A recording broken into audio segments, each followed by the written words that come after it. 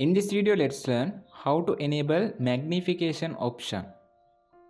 Go to your mobile settings, scroll down this page, go to accessibility option. In here, click on vision enhancement option. Scroll down this page. After you can see this magnification option, click on it. Now I click on magnification shortcut in here. You can turn on this feature using this icon. After you can select how to open this magnification mode. Now I select triple tap to screen option. Now when I triple tap to my screen like this, I can open magnification 1 2 3. You can see this is magnification mode. I can move this magnification by press and hold this icon.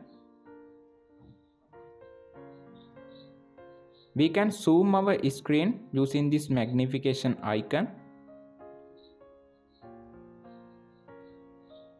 If I want to close this magnification icon, I can again tap 3 times on my screen. 1 2 3.